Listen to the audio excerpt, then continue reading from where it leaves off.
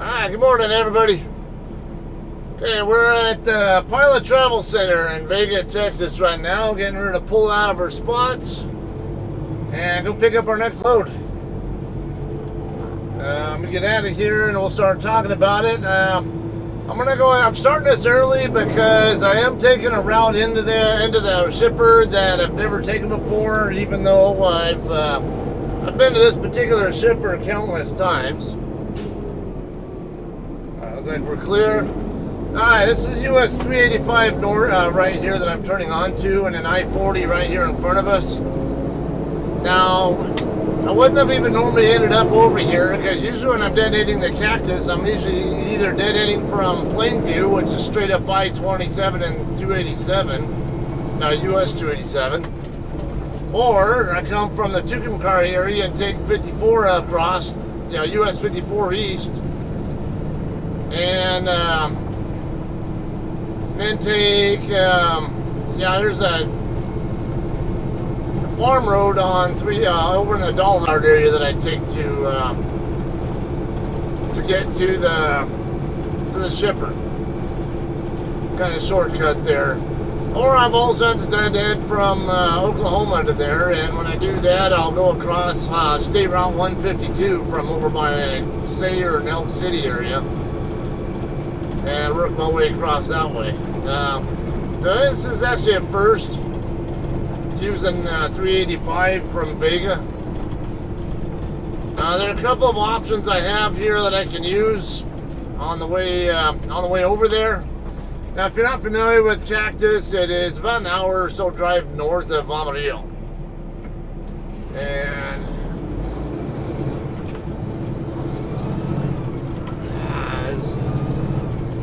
the only thing I hate about those kind of intersections there is I can't tell if the cross traffic has a yellow light or a red light. And if it's yellow, they don't have to stop. You have to yield to them. But if it's red, it's a four-way stop. And I couldn't see their light to see what color it was. So if it was at night, when I could see the aura from it, yeah, it would have been great. But daytime, I don't know why, but I always like these little small towns with the way they're set up like this. They're set up where you can go walking from anywhere to get to anywhere. I don't know what quaint is the word I'm looking for, but the city square areas, I've always had an appreciation for. I'll just put it that way. Okay, so coming up this way. Now, Cactus is on US 287. Like I said, about an hour drive north of Amarillo and about 20-ish miles south of Stratford, which would be where US 287 and US 54 meet up. I do have a couple of options here for you on the routing. One would be to take, I think it's State Route 369. Dalhart is 66 miles away. I'm expecting about a 70, maybe 75 mile drive. Somewhere around that ballpark to get over to Cactus. You're going up to 75 now. I'm not going to talk through the whole thing. I did see that when I ran that high-speed video, just exclusively high-speed scenic video of Utah on I-70 recently, seemed to get favorable reviews. So we got daytime conditions here, and we're not just on the interstate. Figured, this might be a good spot where I could add in some high-speed video for you guys, in the spots where I'm not talking, and so we don't make the video too excessively long. So I'm going to try to keep the talking a little bit on the short side. Anyway, last time you saw me, I picked up a load at Taylor Farms facility, or not Taylor Farms, but Tanamura and Antol in Salinas, California. And I did have somebody from the local area basically confirmed that area is called the Salinas Valley. Yeah, because California is full of valleys. We have a lot of mountains out there. a lot of people from outside the state, especially from this part of the country, the Great Plains region, are just used to this, where it's flat as a pancake. So when they come to California, they're taken aback, or they're taken by surprise by how many mountains we have in the area. Now, we have plenty of areas where it snows in the wintertime. Go up to Mammoth Mountain up in the central Cal and the Sierra Nevada mountain range. Oh, they get a ton of snow every winter. They get so much that their ski season I've seen go all the way up until 4th of July weekend before. So yeah, there's no shortage of snow if you're in the right areas of California. Even the mountains right by where I live get snow every single year. Now, just how much? They do more snowmaking than they do get natural snow, I think, but they do actually get a decent amount of natural snow too. But anyway, how'd I end up with this load? Because that load was going to Clarksville, Arkansas. I ended up swapping off of it at Russell's Travel Center, just on the other side of the New Mexico-Texas border, with my really good friend Daniel Finney. And I inherited his empty trailer. He had just finished delivering at the Walmart DC in Plainview, Texas, which is right in between Amarillo and Lubbock. About halfway-ish between the two. Right where US 70 and I-27 meet up. That helps you guys find it a little bit more quicker on the map if you wanted to really look for it. But anyway, I got his empty. He got my loaded, and because he's going to try to get back to the terminal to get a transmission fault problem fixed. And I just didn't have the hours to work with to get it there on time. My best ETA I could give was like 6 a.m. on the 24th, which is today. And it was due at 2 a.m. this morning, so I had to sit there and wait for recaps to come in before I could do anything with it. So that's how we end up with an empty trailer and another pickup instead of delivering that load. And I'm fine with that because I have my recap situation. I got to Vega with about 2 hours left. I would have done my break in at Russell's, but I wanted to get a shower.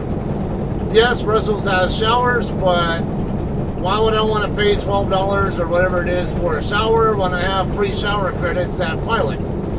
So I went ahead and advanced over to Vega, where I was going to cut off anyway, and ended up stopping there.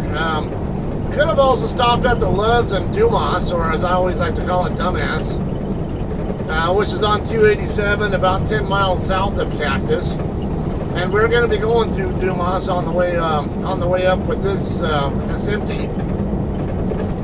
But I was just a little bit tad short of what I needed to get there on the clock. I think I had, when I was looking, about 85 miles to go when I was, I think when I was still on I-40, and I had 85 minutes left. I'm like, that's kind of too close. I could have possibly done it, but I was going to get slowed down there in Dumas anyway. And it didn't really matter. We'll be talking more about where the receivers are when I'm loaded and rolling with the load, possibly, and then so keep watching if you want to know where this load's going to. But either way, I had 2 hours to start my day with my shift with yesterday evening, and then I got, what was it, 12 plus hours back on recaps last night. So I got a really nice recap night last night. But tonight I only get just over 2 hours, just barely over 2 hours. So really, in all, I have only about 16 hours to work with between today and tomorrow. So I don't really expect that I'm going to go too far. I'm going to be running on the recap hours, but I won't have any problems at all making on-time delivery with this load. I will tell you it's going to California, but we're going to watch to the later part after I'm done picking up the load. So I actually have something worth talking about on the way out of there. And I'd give you more high-speed footage instead of talking all the way to Cactus and making the video excessively long. So, with that said, I'm going to go ahead and shut up for now, and we'll put on some high-speed footage, you know, from here all the way to just before we get to the shipper, all right?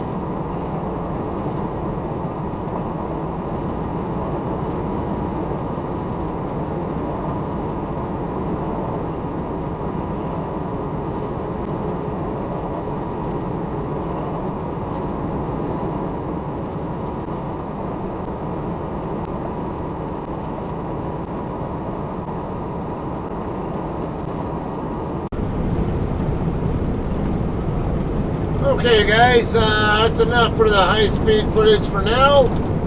We're just getting into the Cactus area right now. We've got Farm Road 281 coming up right here where this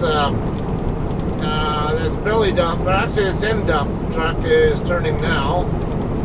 I will actually be using that road myself on the way out of here. Not from right there, but nearby. We'll talk about that on the way out of here though. Just a couple miles away from the shipper now. Now, I do want to talk about routes into here from Vega.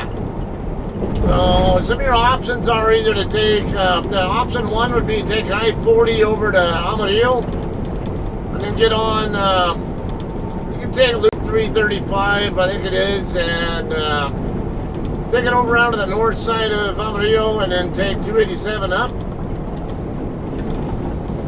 287 being the highway we're on right now. Another option would be to take 385 up like I did and take State Route 354 across to 287, which is the route that I did take. And then the next option is take 385 up to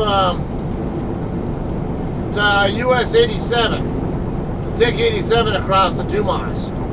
I thought about going that way, but there's, I figured it might be just a tad longer, at least on the miles. In hindsight, it might have been quicker to go that way.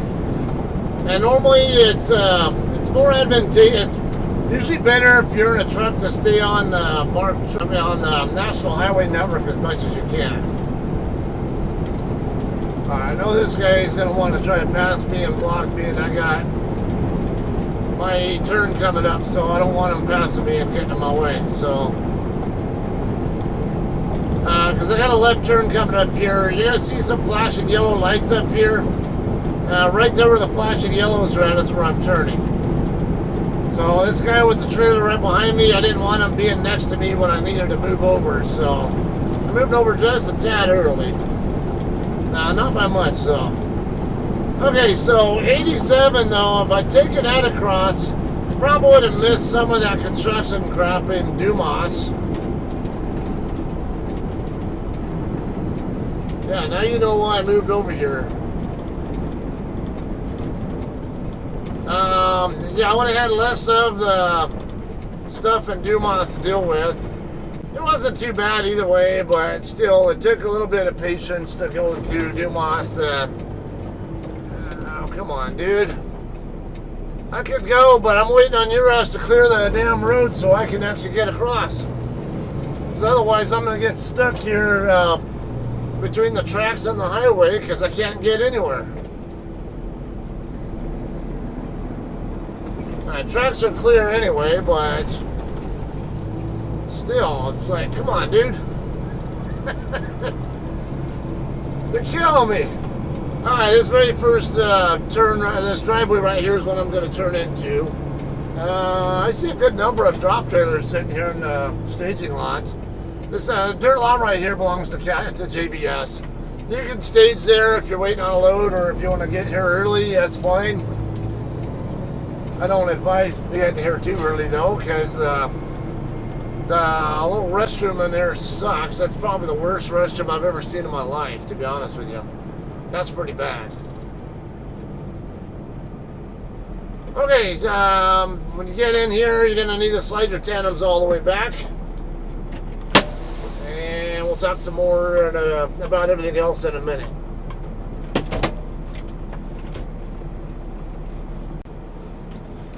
Alright guys, we're good.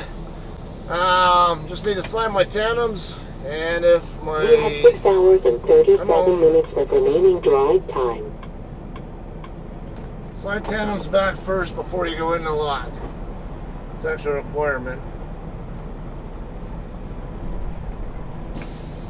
Okay, they do have a new policy here, it looks like. They want all trailers, clean or dirty, dropped in the wash bay, but... which is right back there. But, the guy in there said that sometimes they just tell people go ahead and drop it in the empty in the drop area. So I'm going to go ahead and, this trailer is clean, so I'm just going to go ahead and drop it in the empty area. I'm going to make a left turn here. And hopefully we don't find my loaded trailer in this row. We'll explain that in a bit, but watch my tandems first. Can't tell. Okay, we're going to park our empty anywhere in this area over here. I did see a couple of spots over here that I can drop in. Watch the tandems. Yeah, good. Okay, I'll put it in this spot right here that somebody just pulled out of a few minutes ago.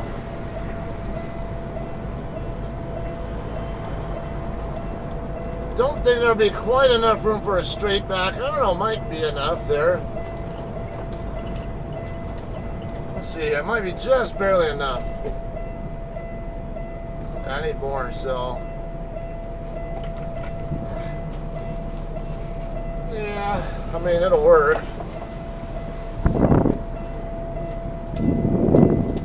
Alright, let's try to even get back so I can double check. We should be fine. I can see the trailer. I see the tire marks. Yeah, we're good. I can see where the tire marks were left by the last trailer that was here, so that was a pretty good clue that it was okay.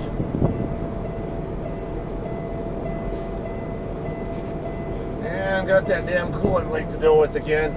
I think I figured out where exactly the leak is from.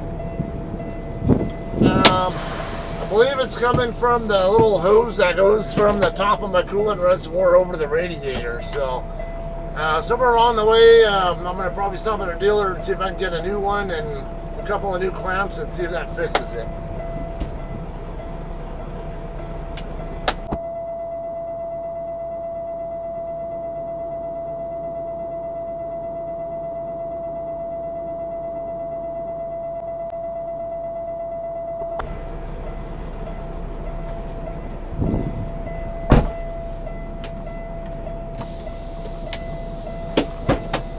Okay, so a little bit rough there. I was only just trying to move just a little bit, but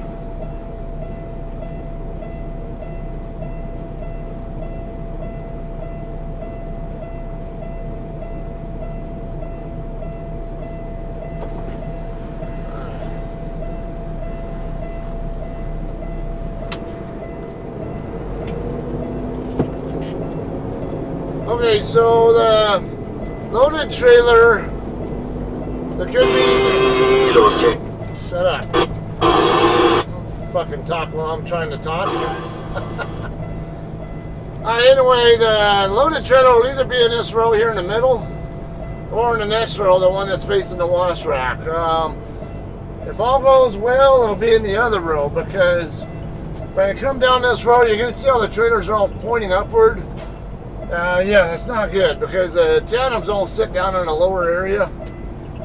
So if your trailer is in this side, yeah, I don't care how nice the other driver was. You drop the trailer, you're going to be cranking no matter what.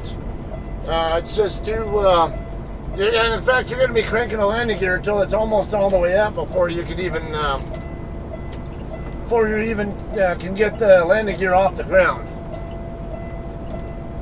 Alright, I did not see it in this row. I did see a JCT over here, but it's not mine, so I might be in luck. Because if it's decided, if it's in the row over here by the wash rack, it is a lot easier to get hooked up and out of here. We'll straddle that puddle there. There, yeah, here it is right here, 7279, right? Looking right at me. Looks like it might be still sitting a little bit high, but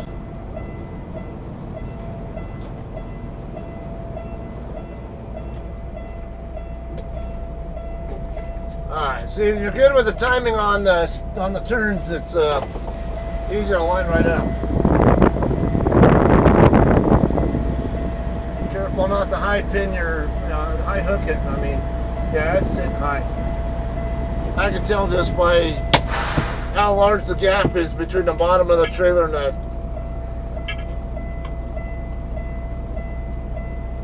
Are you gonna let me?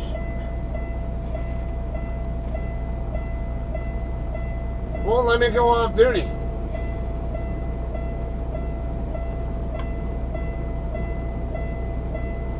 Wonder what's going on with that. I go on duty, no special condition and drop it looks like, but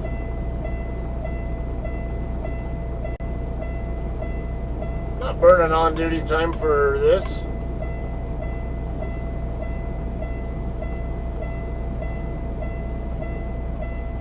Oh, second thought, why not? Alright, so I'm gonna go ahead, crank the gear and we'll get entering.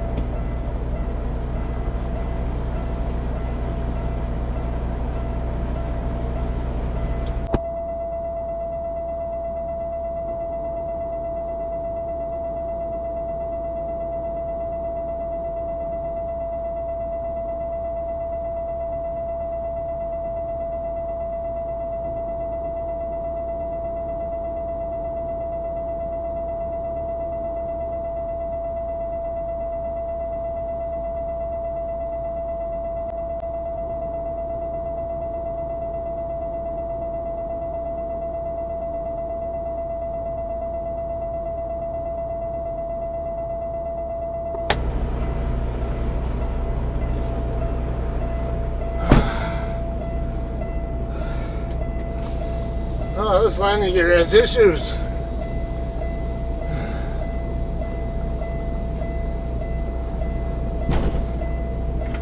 Still got myself a workout here, but not as much as I would have been getting if I was on the other side.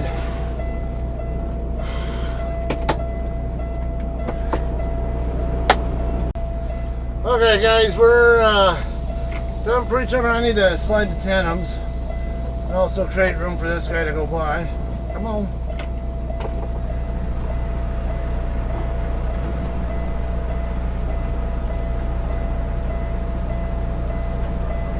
Alright.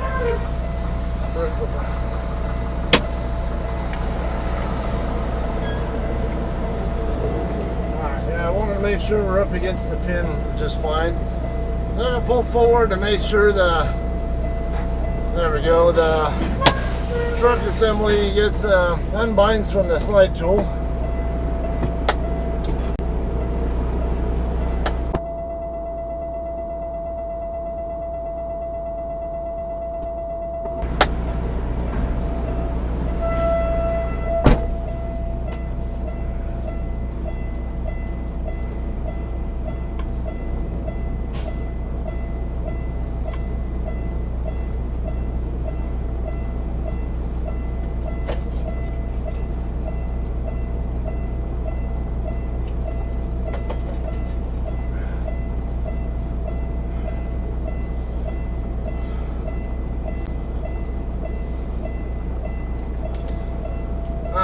Kind of waiting on this guy here.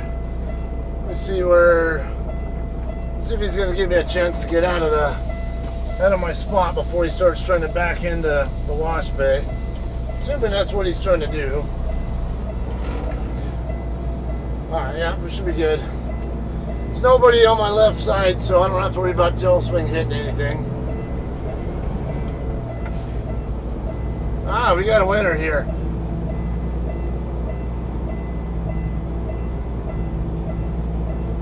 Alright, so tandem's already slid to the 40-foot mark. Look like I'm in the right ballpark for the weight that I want on my drive axle. I don't know how heavy the load is yet. I don't have the bills, but I will in just a couple minutes here.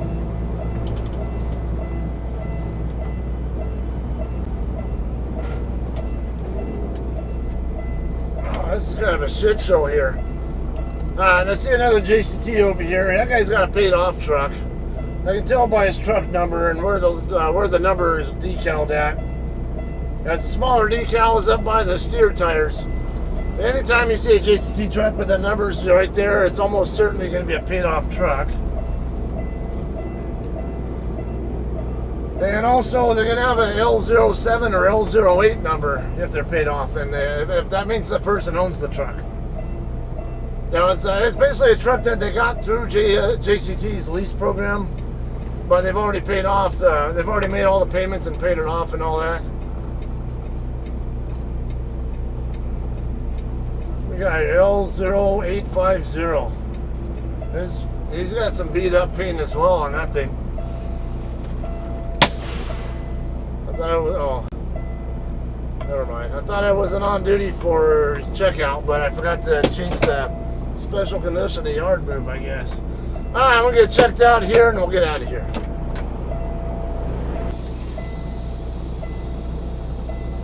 Alright guys, we're just about ready to roll here. Got I think a JCT driver walking up here to check in. Think that sign, find out what trailer to get, whatever. And as soon as this guy in front of us gets through doing what he's doing, we'll be out of here.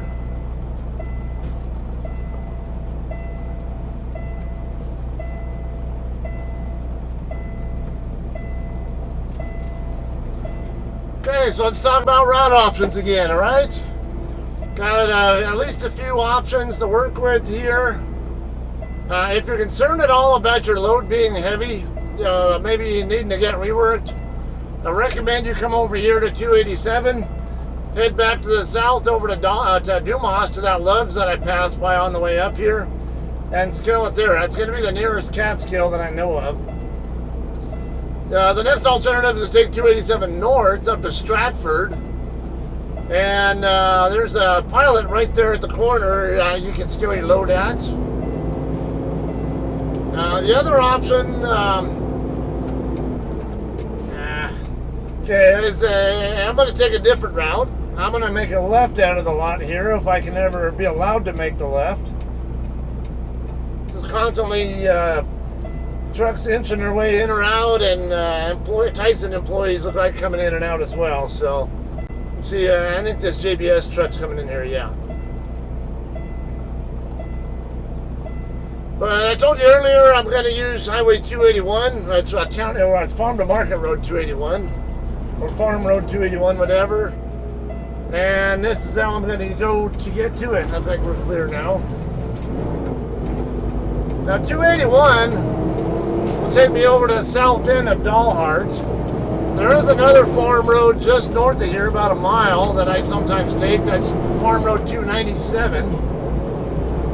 It's not in as good shape, and it's not as truck friendly. In fact, once you get past the, I forget where that road is that goes to the north up to 54. Technically, you're not supposed to be on the section of 297 that's west of there, because it's load zone for 54, 56, 58,000 pounds, whatever the heck it was, I forget.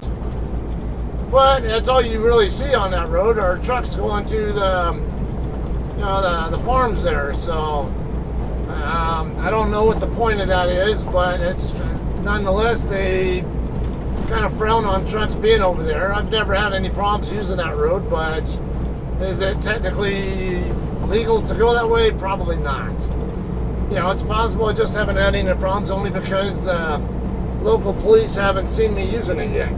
So I'll give you that little caveat there. This route is a much more truck-friendly route. You do have to go a couple miles south on this road here to get to the it's a 281. But it's a smoother road and it's a larger shoulder on it. Speaking of, on the way up here, I told you I took Highway 354 across. You might have seen how there was, there's no shoulder. I wouldn't call it the widest road in the world, but I wouldn't call it as narrow as the other roads I've been on. So, and that's what you risk you take when you take a state highway instead of a U.S. highway.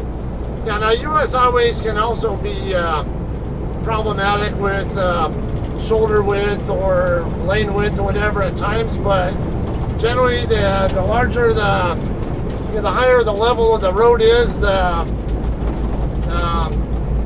higher the construction standard is as well. Like U.S. highways tend to be more divided highways with 2 lanes in each direction and at-grade crossings.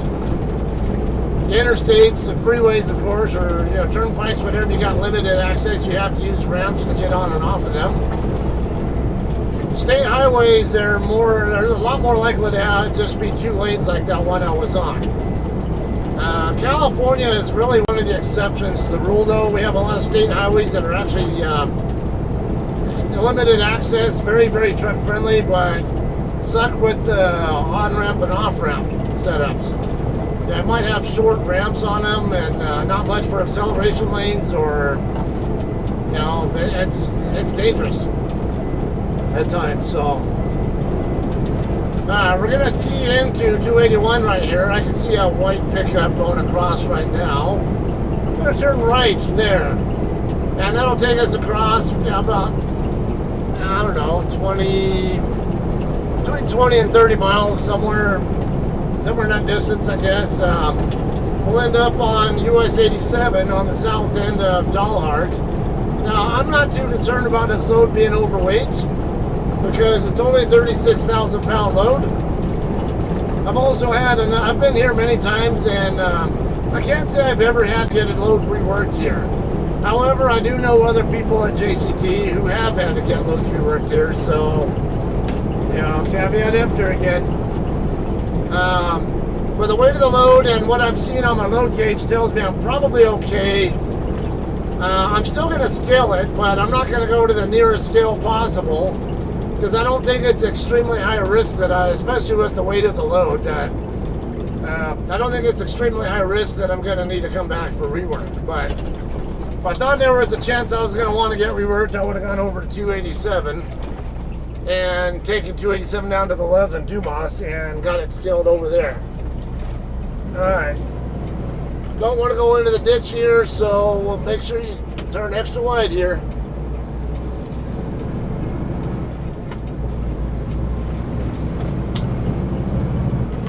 Alright, so I told you I would talk later on in the video about where exactly is this load going now. And the answer to that is I got 2 drops, or as I call it, a 2-bagger. The first one is going to a place in Modesto, California. Scotty D, not too far from your neck of the woods there. That one is going to a place I've never been to, and it's a really small place too, called Sorate Foods. I will show us a satellite view of what the lot layout looks like, and I'll probably cover that again when it's time to deliver there. And the final drop is in a place that I would never expected a JCT load to go, because that area is pretty much a black hole as far as freight is concerned, as freight lanes for JCT are concerned, and that would be Shasta Lake, California. I don't remember the name of the customer. I know I saw that it was west of I-5. Really in between Sacramento and I would say the Portland area. It's really a black hole for trucks, though. You can go on you can hang out at our terminal in Sepulpa and hang out at your DM's desk. And they have this map that shows where all the trucks in the entire fleet are located in the entire U.S. That section of I-5 between Sacramento and I would say the Portland area. Yeah, not exactly Portland, not exactly I-84 in Portland, but in the general area. Just nothing at all. Not one single truck. You might see a truck going up that way from Carson, California, up toward Portland or into Washington, as far as I know, or I've also gone through there with loads that come down from Walla Walla, not Walla Walla, but Wallula, Washington, or even in the Apple areas of Washington that come back down to Southern Cal, or that end up at the ports. So there are those places. There are a few routes that go through the general area, but very few and far between. Any given day, you can be hanging out at your DM's desk, talking to your DM, and look at the map and just see absolutely nothing at all there. So, alright, I don't want this to be excessively long. I might go ahead and do high-speed footage. Well, no, you know what? I don't want to have too much. We're going to add excess of time to this, so I'm going to go ahead and end this video now. And as always, thank you guys for hanging out, watching, seeing what's going on, maybe getting some new good experiences from this. Hope you enjoyed the scenery at least a little bit.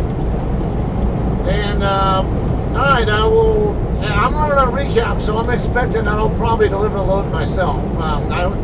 Actually, I want to deliver it because it works out perfectly with my my home time. I have home time on June 30th and July 1st.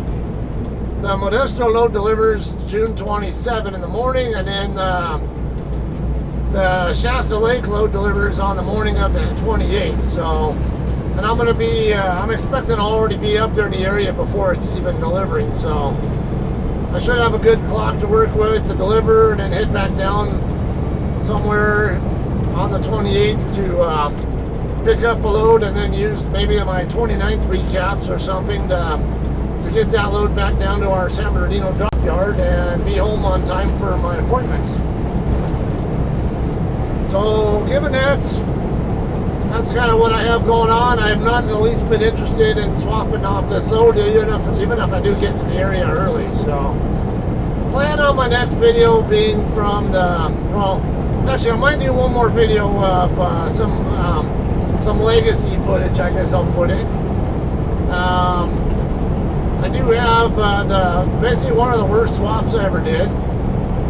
I live streamed it. It's already here on my channel from before, but I'm going to do like an excerpt that just shows that part of it as a separate video for you guys. If all goes well, I'll do it somewhere in between this video here and the delivery in Modesto, okay?